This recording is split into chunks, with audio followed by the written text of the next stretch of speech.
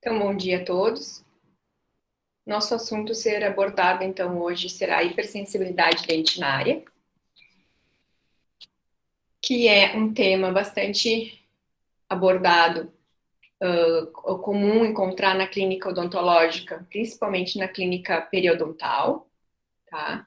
A gente sabe que um dos efeitos adversos do tratamento periodontal pode ser a recessão gengival, uma vez que após a perda de inserção em função da doença periodontal, o paciente, então, pode apresentar retrações da gengiva e perda de papila interproximal, e essas áreas que perdem osso, perdem tecido gengival e são acometidas por essa área de retração da gengiva, elas ficam, então, com uma área de raiz exposta.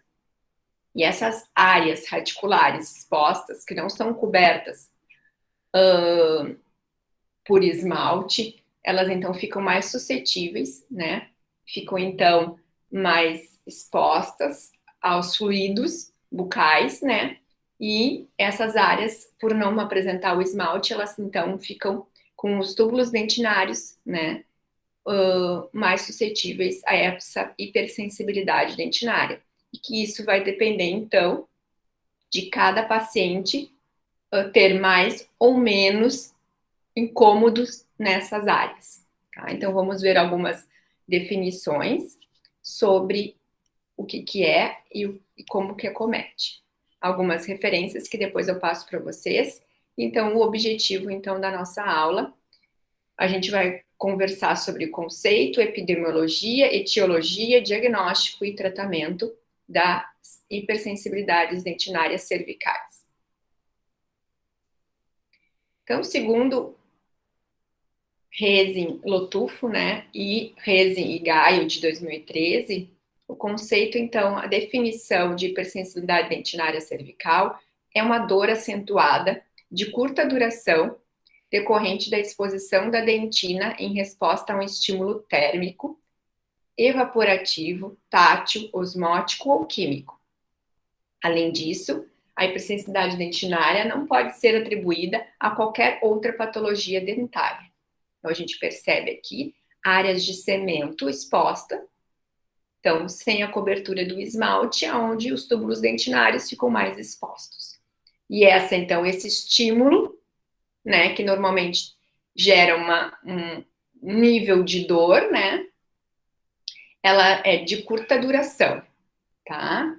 Então, aqui algumas áreas aqui tem algumas áreas expostas da junção cemento-esmalte, que então podem ser áreas que podem levar a algum tipo de dor para o paciente, certo?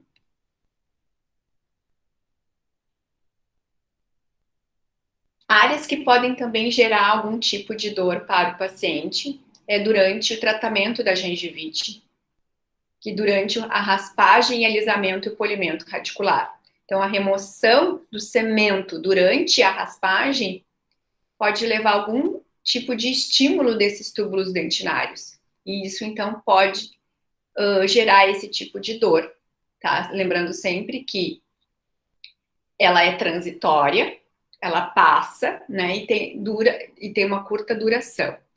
Áreas que também a gente tem que ficar observando, áreas de abrasão, atrição, erosão, pode ter anomalias de desenvolvimento ou combinação de fatores, que na verdade são áreas que têm uma retração de gengiva, que já existia essa retração gengival, e quando então feita a raspagem durante o tratamento da gengivite, isso então associado a essas duas etiologias, então gerar esse estímulo doloroso para o paciente.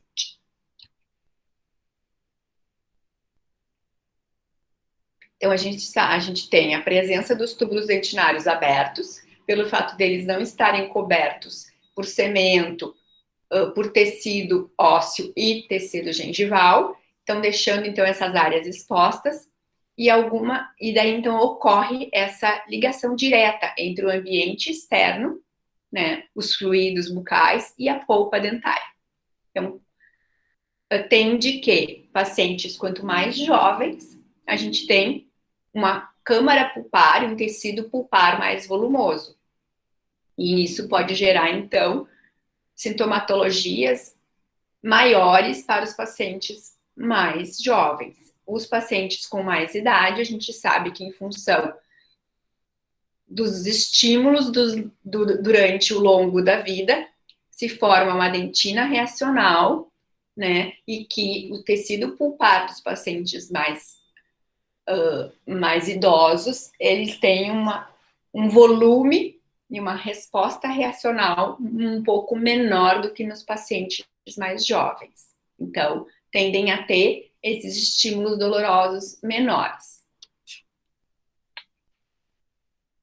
A gente tem aqui, então, os estudos mostrando, então, que varia, então, de 4% a 74%. Então, uma variação muito ampla, né,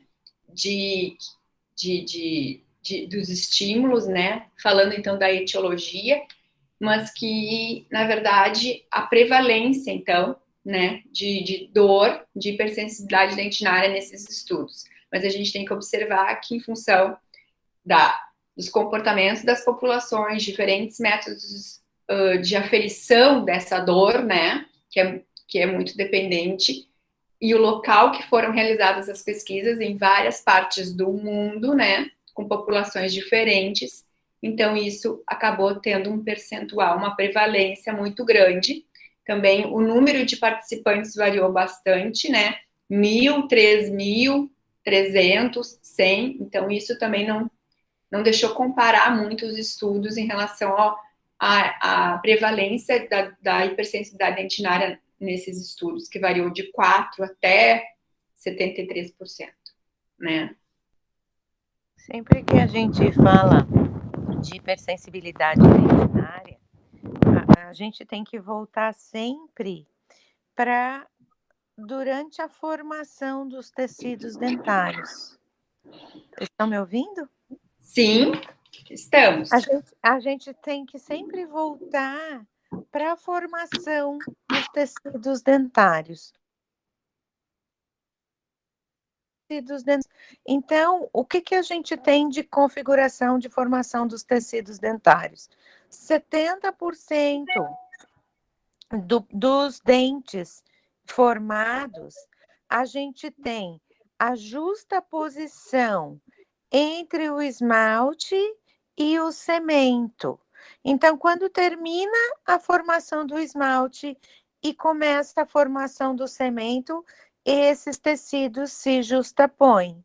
Então, nesse momento, eu não teria nenhuma exposição dentinária ao meio externo. Os outros 30% se divide em sobreposição do cemento sobre o esmalte. Essa sobreposição do cemento sobre o esmalte também não conferiria exposição dentinária ao meio externo. E um percentual onde a gente tem um espaço entre a produção do esmalte e a produção do cemento, que confere para essa região cervical a exposição do tecido dentinário ao meio externo. E a movimentação de líquidos, que é a teoria mais aceita com relação à hipersensibilidade dentinária, provocaria essa hipersensibilidade. É lógico que isso a gente está falando da formação dos elementos dentários e da presença deles na cavidade bucal, que daí vem a interferência de tudo isso que a gente está falando, né? De remoção desses tecidos através de raspagem e alisamento, exposição desses tecidos por lesões cavitárias não cariosas, a gente tem doenças gengivais e periodontais, então tudo isso vai aumentando, né, a proporção de pessoas com hipersensibilidade dentinária. Mas sempre quando a gente fala da etiologia, a gente tem que voltar lá e pensar como é que é a formação desses elementos dentários. É só isso que eu queria Perfeito. usar bastante aqui. Muito obrigada. Isso mesmo, pessoal. Então, essa anatomia que vocês então precisam lembrar, exatamente como a Marcinha colocou, né? Para vocês entenderem, então, da onde vem a área que mais, então, provoca dor. Até para prevenir, né, Marcinha? Quando eles forem fazer raspagens e o paciente já tiver essa área da junção cemento-esmalte, que é essa área da sobreposição, onde estão expostos os túbulos dentinários, para a gente saber, por exemplo, que durante uma raspagem que a gente vai utilizar, por exemplo, um ultrassom, a gente não pode fazer uma raspagem com ultrassom no nível 10 em um paciente relativamente jovem, que a gente sabe que tem uma polpa com volume grande, uma resposta também vital, bastante positiva, usar um ultrassom numa junção cemento-esmalte, numa área que a gente sabe que os túbulos dentinários também são maiores, e maior volume, maior calibre, que a gente vai gerar um estímulo, então, que é a teoria da hidrodinâmica, que a gente vai ver na sequência, a gente vai gerar um estímulo doloroso para esse paciente durante e após. Bastante intenso. Exatamente. Então, a gente preconiza, vocês às vezes, professora, meu paciente tem cálculo, eu quero usar o ultrassom. E aí a pergunta que a gente faz é sempre, qual é a quantidade de cálculo que tem sobre a superfície daquele dente? Quanto maior é a quantidade de cálculo, se é aquele cálculo que é paredão, a gente tem maior indicação para a gente usar o ultrassom. Se o paciente tem menos cálculo, que é aquele cálculo bem ralinho, a gente utiliza menos o ultrassom. Por quê? Ah, mas é bem pouquinho, então eu vou usar o ultrassom. Não, é o contrário. Porque se tem bem pouquinho cálculo, eu posso então fazer com a cureta e gerar um dano pós-operatório e durante o procedimento menor para esse paciente. Então, são algumas coisas que a gente tem que ter a teoria, a gente tem que ter o conhecimento teórico lá da embriologia, da anatomia dental, né, com a parte de área clínica. Por que, então, que eu vou usar o ultrassom quando eu tenho muito cálculo e não vou usar quando eu tenho um pouquinho? Por isso, tudo que a gente conversou até agora. Tá? Para vocês entenderem, né? Ah, ele tem bem pouquinho, então eu vou usar rapidinho ali o ultrassom. Não, se ele tem pouquinho, ele já tem retrações gengivais, vai estar exposto, a gente vai remover mais cemento se a gente usar o ultrassom, principalmente numa potência alta nesse paciente. Então, a tendência é a gente sempre indicar que use, então, as curetas com delicadeza, certo?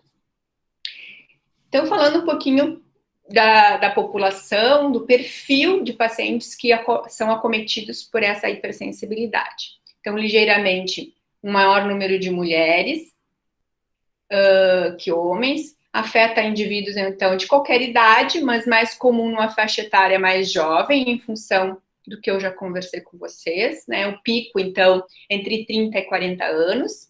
A prevalência, então, diminui com o aumento da idade, em função da diminuição da permeabilidade da dentina, formação de dentina secundária, uso de dentifrícios com fluoretos, que levam ao fechamento desses túbulos.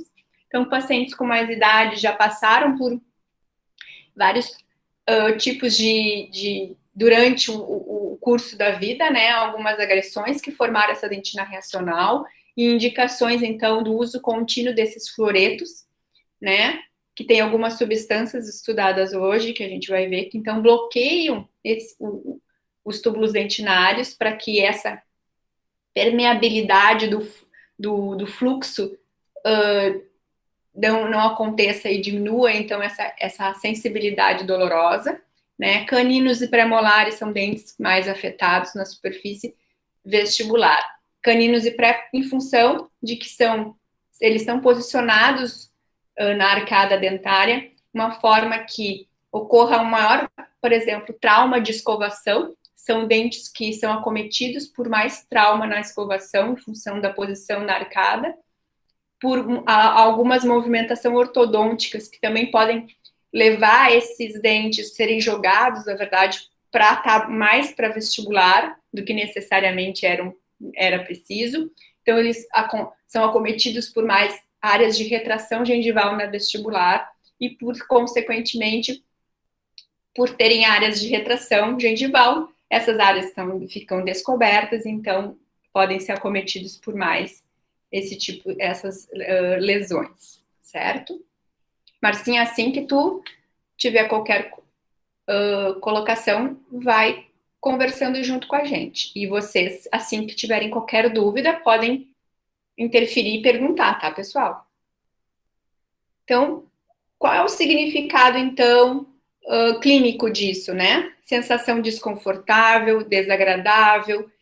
O paciente, às vezes, relata que está num jantar de confraternização ou agradável, e daí está se alimentando e tem aquela dor, né? Que vem com um estímulo, que tem uma duração curta, mas que é intenso, né? E que pode ser estimulado, então, por situações de alimentos ácidos ou gelados, né?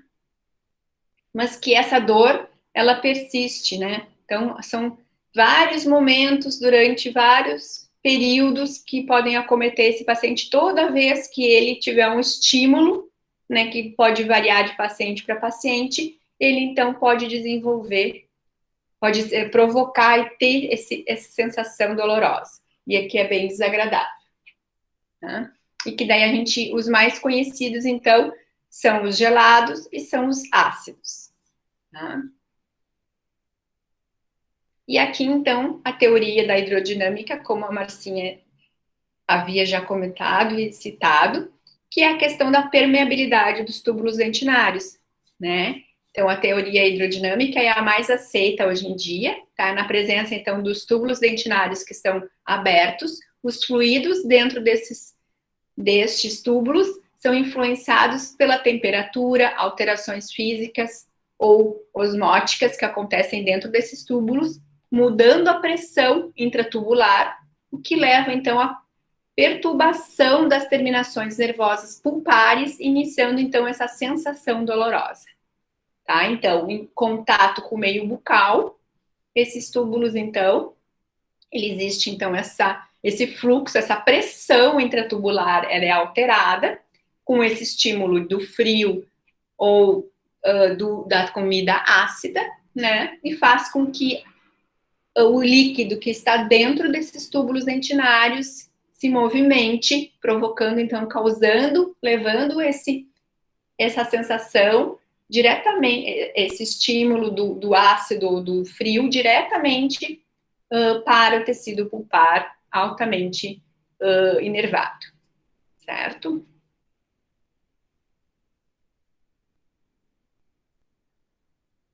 Alguns, então, estímulos que podem ser mecânicos, térmicos ou químicos. Então, mecânicos, após um preparo cavitário ou protético, uma raspagem radicular ou uma cirurgia periodontal, escovação dental inadequada. Quando, por exemplo, tu utiliza uma escova dental com cerdas médias ou duras, né? Ou utiliza uma escova de cerdas macia e extra macia, mas faz uma pressão exagerada sobre aquela área da recessão gengival ou sobre aquela área da margem gengival, que não ainda tem uma retração gengival, mas que com o passar do tempo provoca essa recessão, né?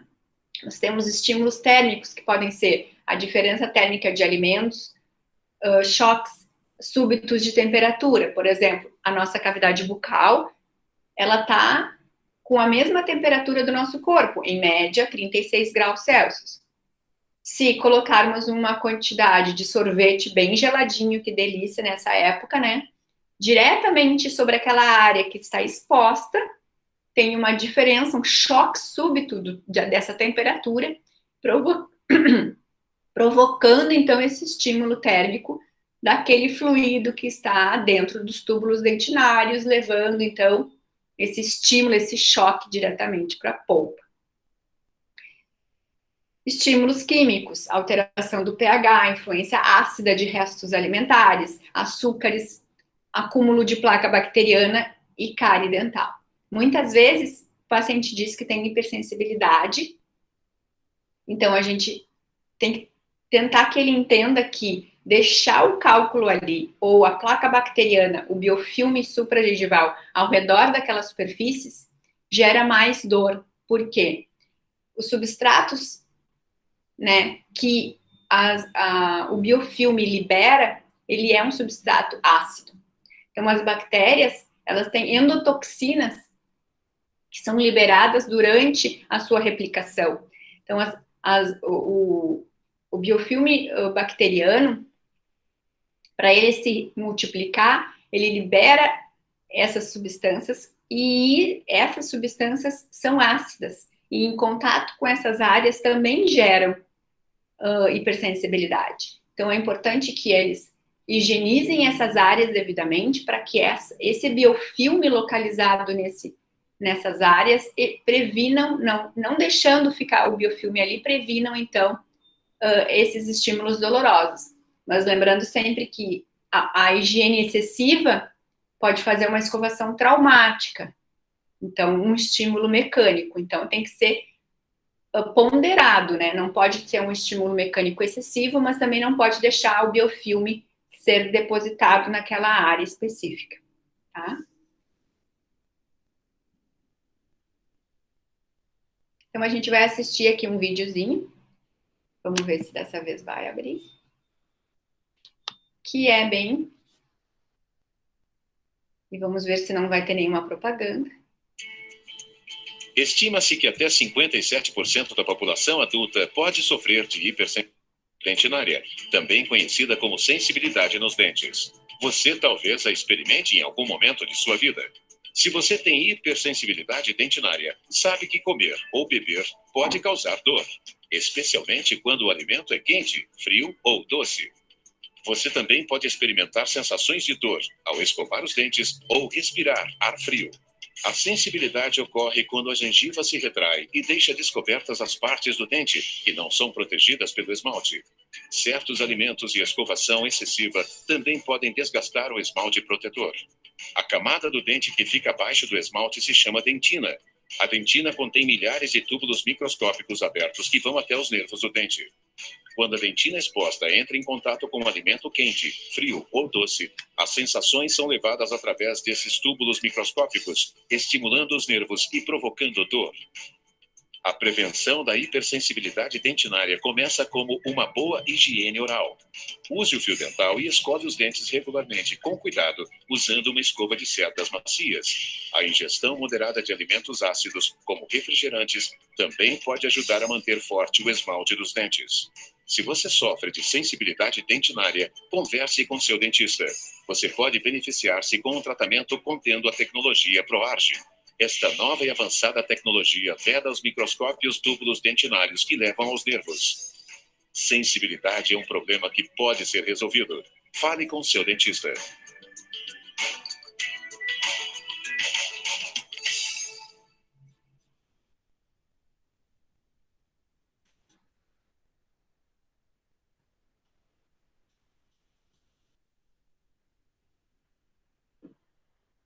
Muito bem.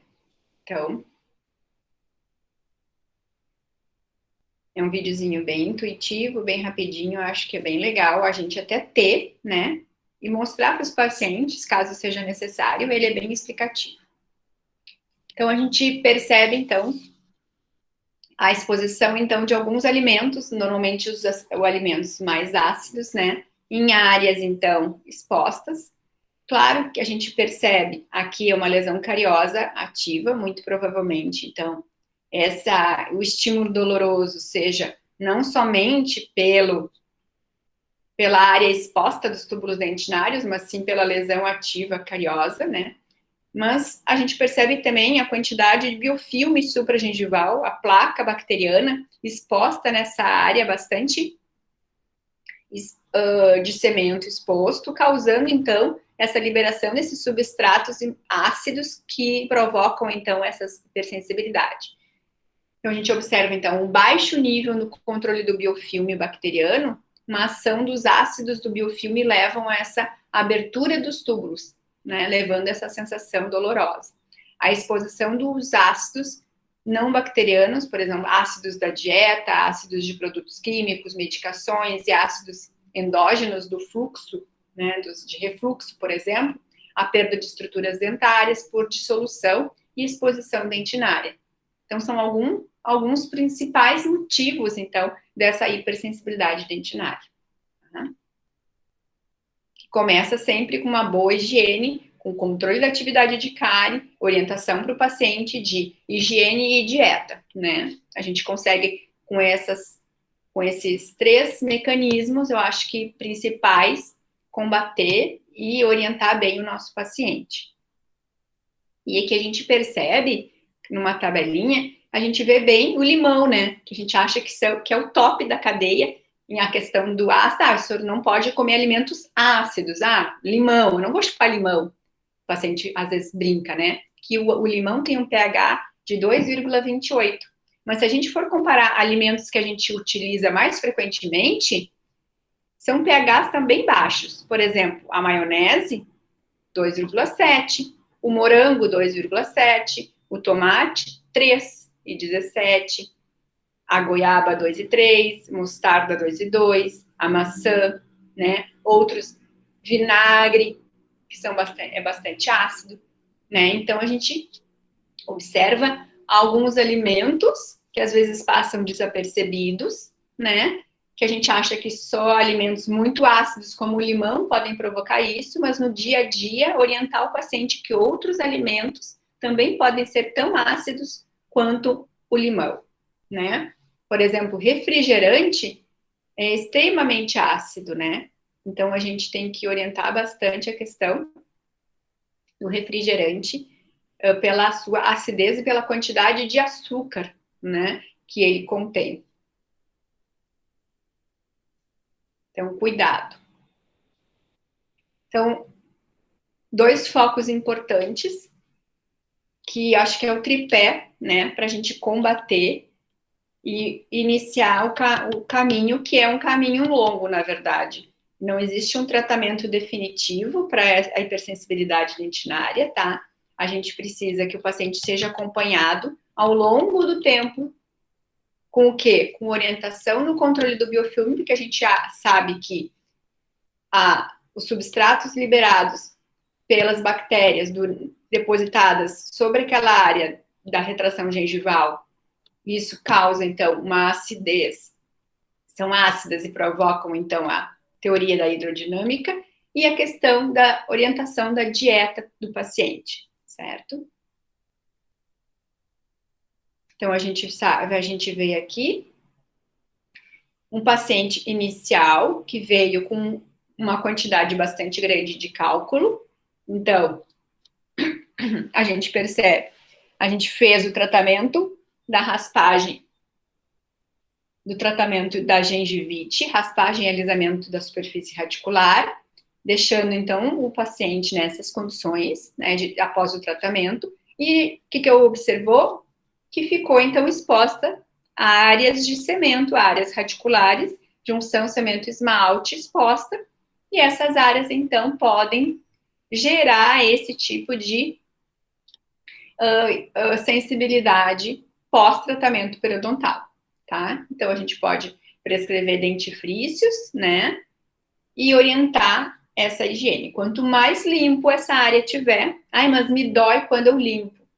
Então, eu não vou limpar, eu não vou estimular ali porque vai doer. Não, se tu não limpar, se o biofilme se depositar sobre aquela área, tu vai, então, ter mais hipersensibilidade. Então, tem que manter essa área limpa. Então, a gente orienta o paciente, principalmente porque são áreas que a gengiva retraiu e ficou um diastema maior, né?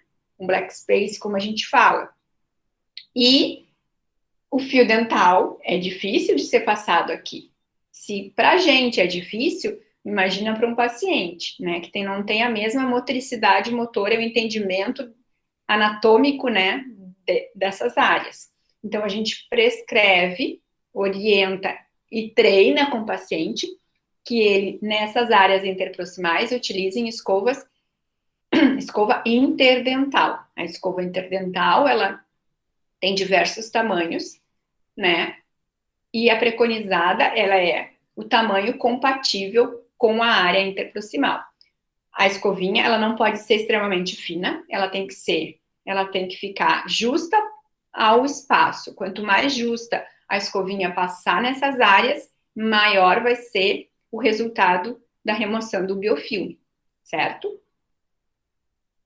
Então, aqui a gente percebe atividade de doença antes e depois, né? A gente tinha aqui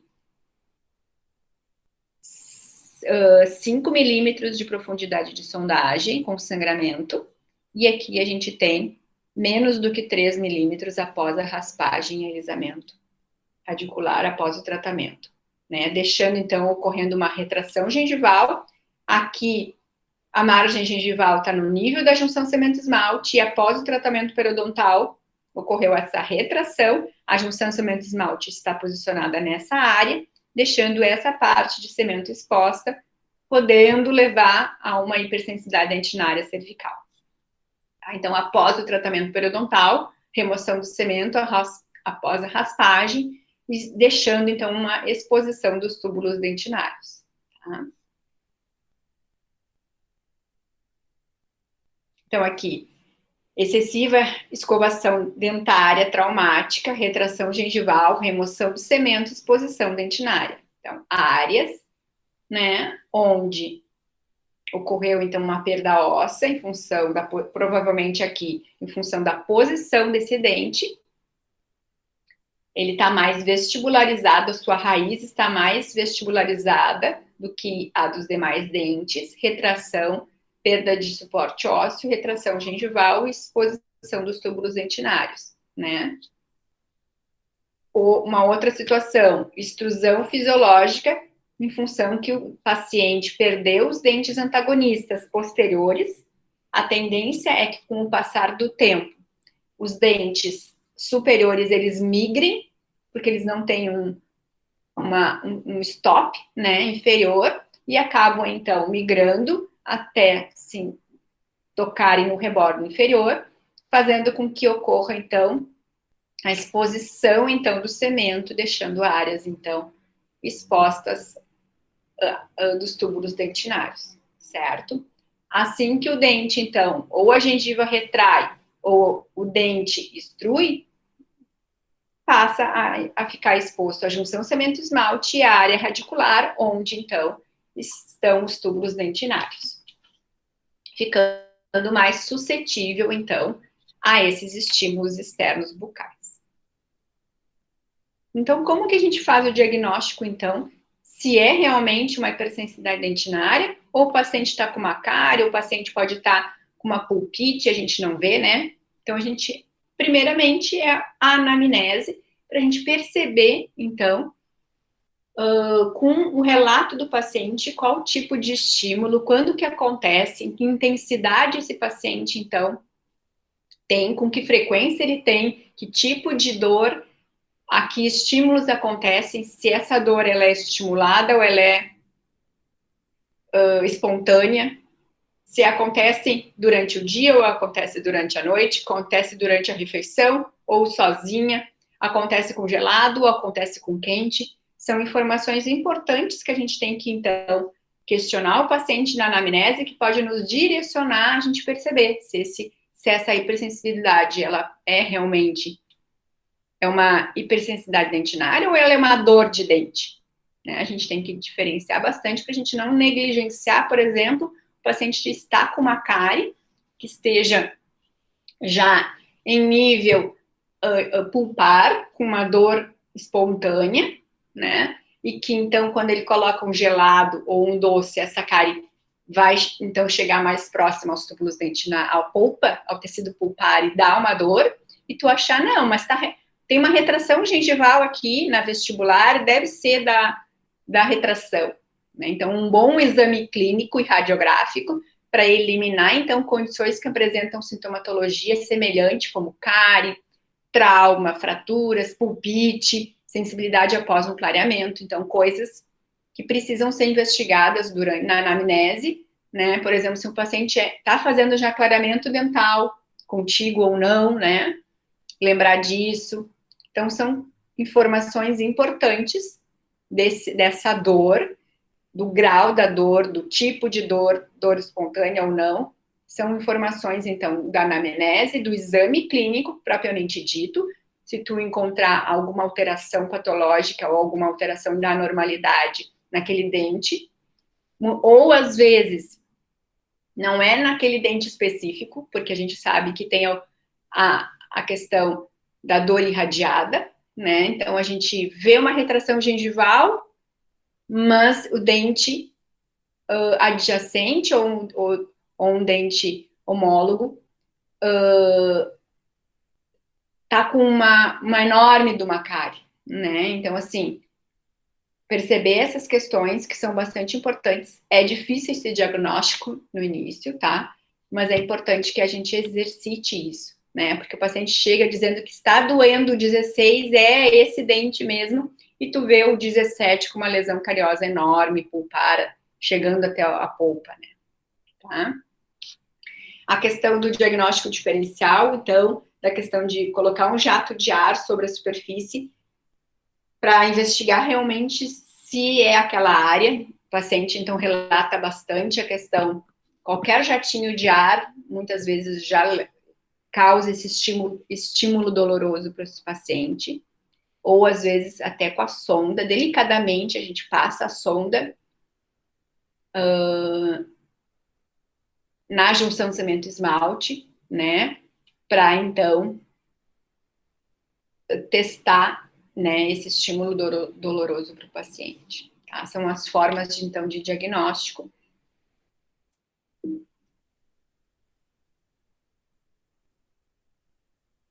Então, tratamento, então. A gente sabe, através dos estudos, que a aplicação, então, de substâncias que tem o objetivo de quê? De obliterar esses túbulos dentinários.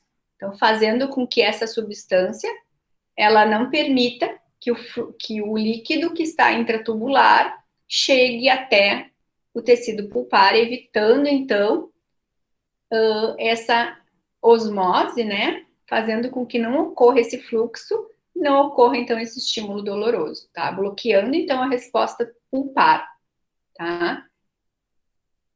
Então, existe na literatura vários produtos, né? Que normalmente são os dentifrícios. O que a gente precisa entender?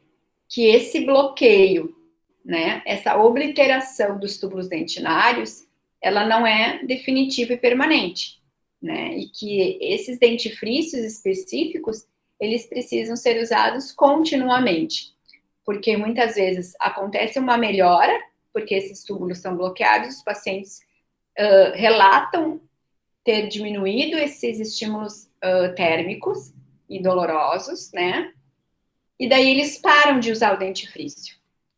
Alguns anos atrás, os dentifrícios Sensodyne e o Colgate Sensitive, que são os dois dentifrícios mais conhecidos e utilizados, eles tinham uma consistência e um sabor muito desagradável. Né? Então, os pacientes realmente utilizavam porque era um tratamento, né? Eu já utilizei vários deles, eu utilizo sempre, testo sabor, consistência, eficiência, para até poder a gente dar experiência para o paciente, né? Para concordar ou discordar quando o paciente relata algum tipo de sabor ou efeito colateral. Então, realmente eles tinham um gosto muito ruim e para utilizar eles era bem desagradável. Mas, com o passar dos anos e dos estudos, eles já mudaram bastante, tá? Eles estão bem mais agradáveis e é possível, então, utilizar ele continuamente. Então, é importante que na indicação do dentifrício, né, para bloquear, então, os túbulos dentinários, que são específicos, a gente tenha, então, essa orientação para o paciente. Mesmo que alivie, na verdade, é o uso contínuo que vai aliviar, que vai bloquear mecanicamente, né, que vai jogar a substância para dentro do túbulo, bloqueando, então, esse fluxo dos líquidos que estão dentro do túbulo dentinário, tá? A questão, então, placebo também, né? Que é a questão da abordagem positiva do profissional em relação ao tratamento. Dizer que vai dar resposta, que vai dar resultado, que ele vai melhorar, que os estudos demonstram que essa substância é melhor que a que ele utilizava. Então, dá esse estímulo positivo para que ele tenha uma boa impressão, né, que também possa agir como um efeito placebo para ele, tá? E acompanhar o resultado, então, numa escalinha que a gente pode ter no consultório, perguntar para ele, né, hoje, de 1 a 10, quanto que esse dente lhe dói quando tu utiliza tal coisa? Ah, X, daí então tu marca lá que antes de começar a usar tal dentifrício, ele tem uma dor de 6, uma dor de 7. E daí ele vai utilizar esse dentifrício durante 1 mês, e aí então a gente vai reavaliar essa dor dele dentro da escala. Uma forma um pouco mais objetiva, né, da gente então conseguir essa percepção de ter ou não resultado positivo daquele determinado dentifrício. Ou se realmente o dentifrício realmente oblitera e é um bom resultado mecânico, ou as duas coisas, o resultado mecânico com o efeito placebo do paciente. A questão, então, bastante importante em relação ao estado emocional do paciente, né, que há que ser considerado que o limiar de dor das pessoas frequentemente encontra-se diminuído quando essa pessoa, por alguns problemas de natureza psicoemocional. Então, a gente sabe que nós estamos num momento bastante crítico, né, que nós estamos confinados dentro de casa e tendo um risco eminente, né, na rua, e que está deixando as pessoas num limiar bastante baixo a qualquer estímulo, né? Então, a gente estamos numa situação bem crítica. Então, a gente sabe que o limiar de dor das pessoas também varia, né? Tem pessoas que têm um limiar bastante alto e que a gente não precisa, por exemplo, anestesiar para determinadas coisas, mas tem pessoas que são mais com um limiar um pouco bem mais baixo. Então, tem pacientes que eu recebo que estão com aquela quantidade de cálculo que eu demonstrei na foto anterior, e que, para remover aquele tipo de cálculo, eu preciso fazer uma anestesia para fazer a raspagem supragengival. Percebam o limiar de dor, então, que pode variar de indivíduo em indivíduo. Então, a hipersensibilidade dentinária também varia de indivíduo em indivíduo, não só pela resposta pulpar que esse indivíduo tem, né? Assim também a resolução, quando possível, desses problemas tendem a diminuir o impacto da hipersensibilidade dentinária, conforme, então, esse limiar de tolerância, né? Tem pacientes que vão relatar que mais hipersensibilidade do que outros. 2 pacientes podem ter as mesmas áreas de retração, a mesma idade, e um doer mais e o outro não doer tanto, né? Então, isso em relação ao estado emocional e esse limiar de tolerância de cada indivíduo. E daí a gente tem duas principais substâncias no tratamento, então, da hipersensibilidade dentinária. Que o mais conhecido, que é o Colgate Sensitive e o Sensodyne, né? Então, o Sensodyne, ele é baseado no nitrato de potássio, 5%, tá? E o Colgate Sensitive é baseado no citrato de potássio, tá? Então, são 2 substâncias que bloqueiam, né, os túbulos dentinários, e agora tem uma outra linha, que é a arginina, né? Isso são os primeiros dentifrícios à base dos sais de potássio, que são o Sensodyne e o Colgate Sensitive. E agora foi lançado, então, agora já há um tempinho, né, o o Colgate Sensitive Pro Alívio, né? Que é a base, então, da arginina, mais o carbonato de cálcio. Então, ele tem um resultado bastante positivo também, com a mesma ideia mecânica, que é obliterar os túbulos dentinários para que esse fluxo que tá de líquidos dentro dos túbulos não cheguem a estimular o tecido pulpar. Então, a base do tratamento é o bloqueio dos túbulos dentinários com esses dois tipos de substância, os sais de potássio ou a arginina.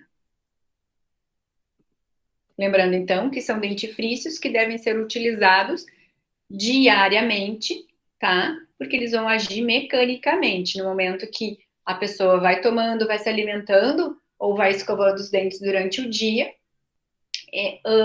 vai eliminando essas substâncias, né? E daí, então, precisa ser recolocadas, tá?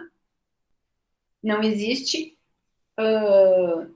uma posologia, né, que diga que precisa ser feita como, por exemplo, um controle substitutivo, que a gente sabe que a substantividade da clorexidina é de 12 horas, que ela vai agir e atuar eliminando as bactérias por 12 horas.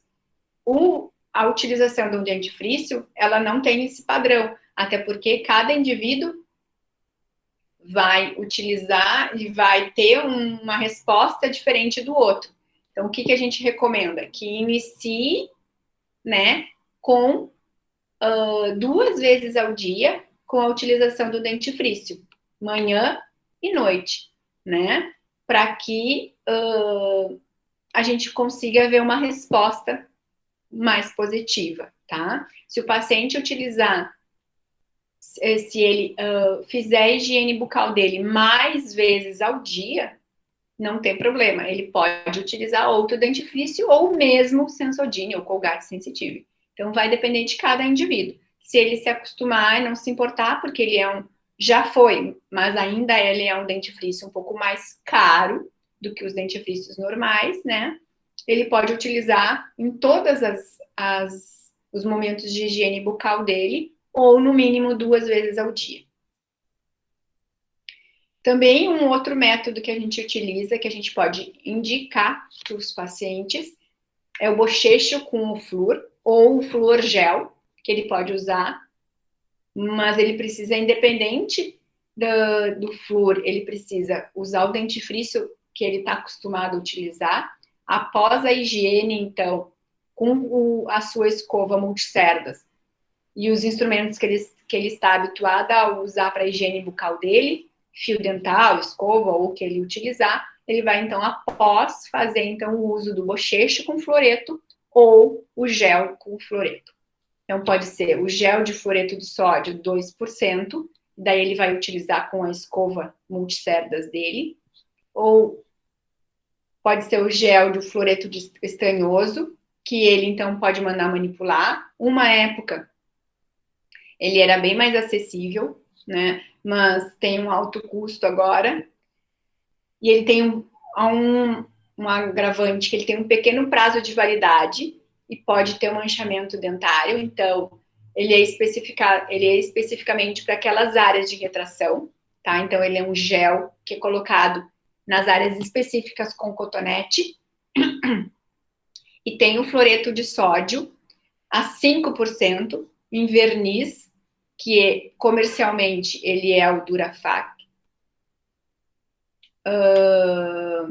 E que ele, então, é realizado profissionalmente. Ele é uma aplicação profissional, tá? Então, o gel de fluoreto de sódio, ele pode ser mandado fazer ou comprado, ele pode usar caseiro pelo paciente. Tanto o fluoreto bochecho quanto o gel.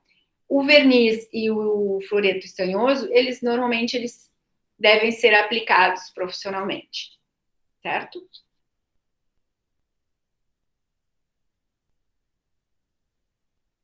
Então, aqui, a aplicação, então, do verniz de fluoreto de sódio 5%, que é o profissional. Vejam aqui, R$ 159,00, tá? Para aplicação profissional das áreas. Aqui a gente tem um outro dentifrício, que é o em gel também, que é o oxalato de potássio, que ele também bloqueia os túbulos dentinários, que é também de uso profissional, tá? Que a gente então coloca nas áreas de retração gengival e deixa ali 1 minuto esse gel para bloquear os túbulos dentinários. Tem um custo de R$ 38, tá? A gente tem também de uso profissional, que a gente pode então fazer aplicação de adesivos, tá? Esse adesivo, então, ele também vai agir bloqueando a entrada desses fluidos do meio bucal para os túbulos dentinários. Então, a gente não faz nenhum tipo de ataque ácido, a gente realmente só limpa e higieniza bem com o escova Robson a área da retração gengival e coloca, então, esse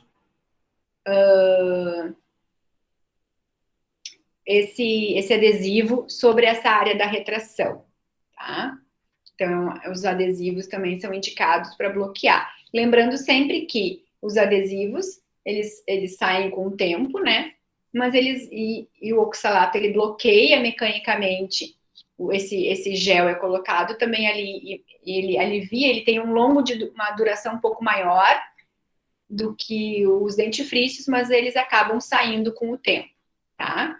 E uma outra opção de tratamento são as resinas compostas, né? É uma opção quando, então, os tratamentos anteriores não obtiveram resultado, e elas são indicadas, então, somente quando há uma perda de estrutura dentária. Ocorre, então, são lesões, né, cariosas, não cariosas cervicais, são lesões não cariosas, não tem tecido cariado, cervicais, né, e que então tem uma perda de estrutura de esmalte, né, daquelas áreas, e então permitindo então um espaço para que sejam colocadas essas resinas nessas áreas de retração e que então ficam expostos os túbulos, tá? São áreas, então, normalmente na vestibular, né? Elas não têm áreas, é uma área que não tem muita retenção desse material restaurador, então elas têm, frequentemente elas caem, essas restaurações, tá, pessoal? Não fiquem apavorados se o paciente relatar que a restauração de vocês caiu, mas é que elas não têm uma retenção mecânica por serem colocadas, então, na face vestibular, e normalmente são bem fininhas, né? Mas é uma forma de também bloquear os túbulos, caso os dentifrícios não façam efeito. A gente normalmente evita as restaurações porque elas têm pouca retenção, e outra, se elas ficarem com excesso na margem gengival, elas podem causar algum efeito inflamatório naquela área. Se o paciente não higienizar, acumula biofilme, porque o material restaurador, por mais polido e resinas com os materiais cada vez mais tecnológicos, nenhuma resina, nenhum material, ele é tão liso e polido quanto o esmalte dental. Então, por mais que a gente cuide, o paciente higieniza, ele pode ter alguma retenção de biofilme naquela área, certo? Também a gente pode ter aplicação de lasers, né? Então, a gente tem alguns lasers de baixa intensidade, né? Que podem, então, estimular aquelas áreas, né? Sobre essa hipersensibilidade, fazendo também o mesmo efeito do dentifrício, né? Que a gente tem estudos mostrando os benefícios, mas que também pode ter a influência do tratamento placebo sobre os pacientes, esses resultados, tá?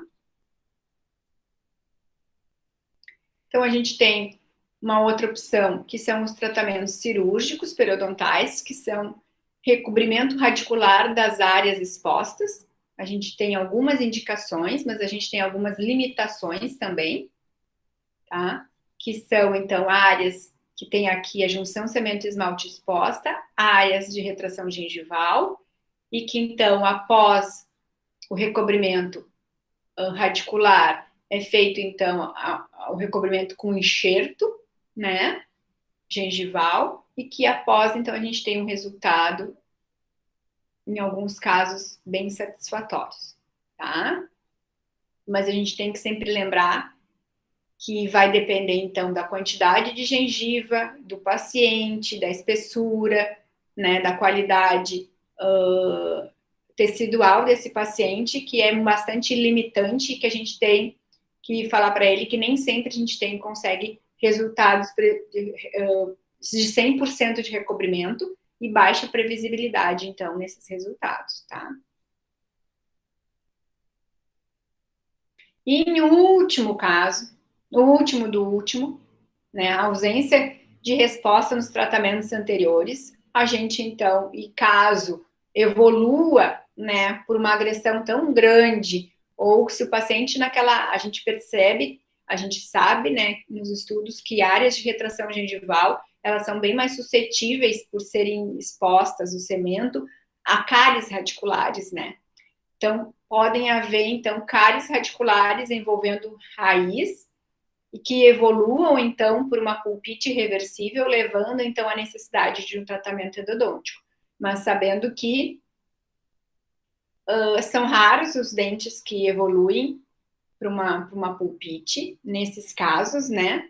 Mas que, se o paciente realmente não consegue, com dentifrício, com substâncias, com adesivos, com resinas, e evolui para uma cárie radicular, lesão de furca, doença periodontal, e não consegue higienizar, pode ser indicado, então, a endodontia desses dentes. Mas é importante que se investigue bastante antes de se indicar essa opção de tratamento. Então, a gente tem um tratamento que, primeira opção, são os dentifrícios com sais de potássio ou arginina, no caso, o Sensodyne e o Colgate Sensitive, né, pró-alívio. Flúor, né, um gel de fluoreto de sódio 2%, que pode ser, então, aplicação profissional uma vez por dia, uma vez por semana, que é, na verdade, a consulta que vocês terão na faculdade é uma vez por semana, no consultório normalmente também a gente tem uma vez por semana, então, a gente faz essa aplicação do fluoreto de sódio nas áreas, então, específicas. Pode-se aplicar o fluoreto de sódio caseiro também, uma vez por semana, ou uso diário, conforme, então, a orientação do profissional. Normalmente, quando é caseiro, eu prescrevo uma concentração do fluoreto de sódio bem menor do que o uso profissional. O fluoreto de sódio, quando a gente utiliza profissionalmente, a gente pode utilizar o de 2%. Quando eu prescrevo fluoreto de sódio para uso caseiro pelo paciente, ele pode usar o 0,05%. Porque daí a gente previne qualquer tipo de intoxicação, caso ocorra alguma negligência por parte do paciente e ele acabe ingerindo esse fluoreto de sódio. Então, quando do uso do fluoreto de sódio caseiro, tanto o gel quanto o bochecho, eu prescrevo 0,05%. O que os pacientes têm encontrado bastante? É o 0,04%, que é comercialmente o nome que é o Ortogard, que é, então, da Colgate, né, que é indicado, então, para pacientes ortodônticos, que tem uma concentração de 0,04% para bochecho. Eu acho bem razoável e bem aceitável e eu prefiro prescrever uma concentração menor do que uma concentração mais alta e a gente ficar, então, com o risco, né, dessa intoxicação. A gente tem o verniz do fluoreto de sódio na concentração de 5%, que a gente faz, então, aplicação nessas áreas também, e os dessensibilizantes. Então, os dentifrícios sempre. Então, a gente prescreve o dentifrício para uso contínuo, né, dos pacientes, e a gente faz, então, essas aplicações de gel, de verniz, essa suplementação profissional uma vez por semana, pelo menos durante o tratamento periodontal das raspagens, ou durante uma diminuição, né, da tabela, né, da escala do paciente, que pelo menos diminua a sensibilidade dolorosa, no mínimo 2 ou 3 números naquela escala de 1 a 10, tá?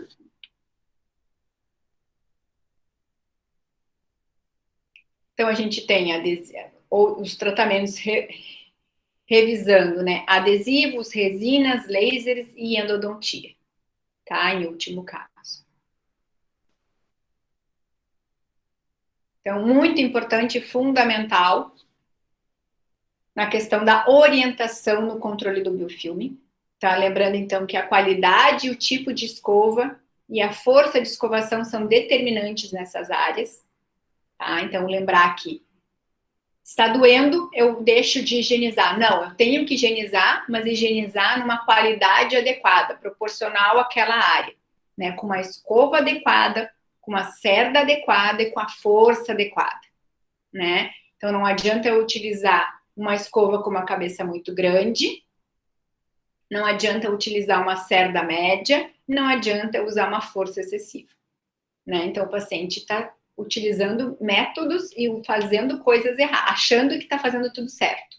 Pior, né? Então, assim, a gente precisa oferecer para esse paciente um instrumento adequado, tá? E a questão da orientação da dieta também, né? E orientar bastante ele, que ele procure ver em que momento ele tem os estímulos dolorosos maiores e o que ele está fazendo, né? O que ele está ingerindo e o que ele está consumindo. Para a gente poder, então, eliminar coisas, né? Que possam, então, fazer esses estímulos dolorosos aparecerem.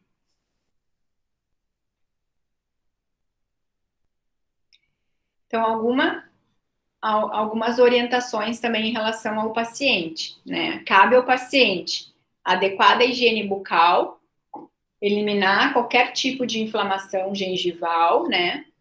Utilizar os agentes prescritos, então isso é muito importante, a gente prescrever e orientar o paciente. Prescrever, colocar tudo por escrito, o nome comercial e a posologia que vai ser utilizada, quantas vezes ao dia, de que forma, com que escova, passo a passo do que a gente realmente orientar para esse paciente, que a gente treinar com ele, a gente precisa que ele realmente aprenda o que ele vai fazer. E para isso ele precisa, então, estar bem orientado quando chegar em casa, ele precisa estar com tudo isso prescrito, tá? Realmente no papel, para que ele lendo aquele papel, ele consiga lembrar das orientações que a gente fez no consultório, tá? E ele deve ser bem orientado para evitar fatores que potencializam aquele problema. Então, se ele sabe que uma determinada comida, ou um determinado refrigerante, ou uma determinada fruta leva ele a ter aquele estímulo doloroso, ele deve, então, evitar aquele estímulo, né? Então, são algumas atitudes relacionadas ao paciente que a gente precisa, então, orientar. Lembrando que o paciente não sabe, ele não tem esse conhecimento, essa consciência. A gente é que precisa orientar ele desse manejo, né? Das medicações, das substâncias, de como utilizar, de que instrumento utilizar, de que força utilizar, tudo isso é bastante importante que fique bastante claro no tratamento dessas hipersensibilidades dentinárias cervicais. Certo, pessoal? Então, a gente encerra a nossa conversa.